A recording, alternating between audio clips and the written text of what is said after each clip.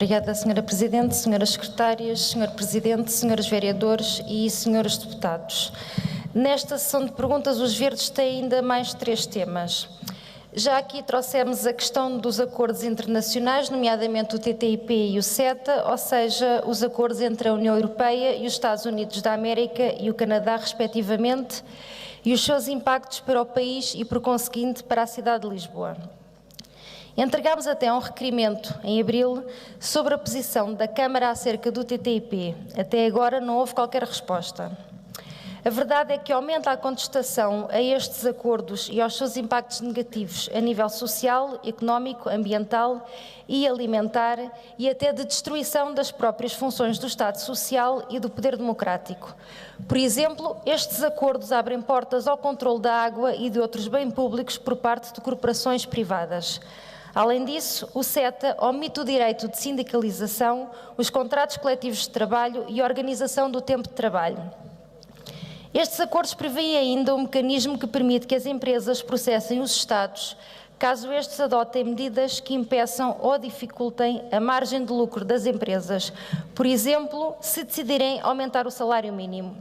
Face a tudo isto, várias assembleias municipais do país aprovaram uma moção para que o município se declarasse livre do TTIP e do CETA. Podemos dar o exemplo de Lolé, onde a moção foi aprovada com votos a favor de deputados do Partido Socialista e até foi subscrita por 3 desses deputados. Por sua vez, o Partido Socialista em Lisboa rejeitou uma moção apresentada pelos Verdes, propondo a rejeição dos impactos negativos do TTIP.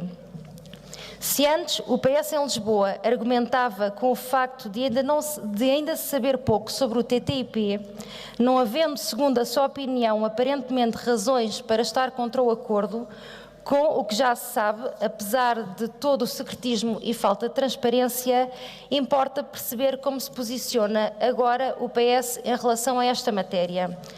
Assim, a pergunta que temos é se mesmo com o que já se sabe, o Executivo continua a considerar que não deve rejeitar o TTIP e o CETA ou pondera vir a posicionar-se contra estes acordos. Uma outra pergunta que tínhamos era sobre a utilização de papel reciclado nos serviços da Câmara Municipal de Lisboa. No entanto, como entregámos o tema desta pergunta há uma semana, reparámos que finalmente, neste espaço de tempo, a Câmara começou a distribuir propostas em papel reciclado, situação com a qual nos congratulamos, obviamente. De qualquer forma, é de referir que em todos os mandatos o Grupo Municipal dos Verdes apresentou uma recomendação no sentido da aquisição de papel reciclado e da sua crescente utilização nos diversos serviços municipais, nomeadamente em atas, propostas, convocatórias, relatórios, etc. Em todos os mandatos, essa proposta foi aprovada por unanimidade. Também em todos os mandatos, até há poucos dias, a situação manteve-se na mesma, sem qualquer evolução. Esperemos, então, que a partir de agora a utilização de papel reciclado seja uma prática generalizada nos serviços municipais, tendo em conta que os impactos ambientais resultantes do fabrico de papel poderão ser assim evitados. Dizer ainda que não se percebe por que razão a aplicação desta prática demorou tanto tempo e até já colocámos estas questões por escrito através de um requerimento em maio e até agora a resposta da Câmara foi 0. A última pergunta que temos é sobre a calçada portuguesa e a Escola de Calceteiros. Existe neste momento uma petição para elevar a calçada portuguesa a Património Nacional e Material da Humanidade. E não nos podemos esquecer que a Câmara criou em 1986 a Escola de Calceteiros para não se perder os conhecimentos sobre calcetar, para renovar o efetivo de calceteiros municipais e para divulgar esta arte. Sabendo que a calçada portuguesa é um património que faz parte da nossa história e é um tipo de arte muito apreciada além fronteiras, importa perceber a visão e a estratégia do Executivo para a Escola de Calceteiros.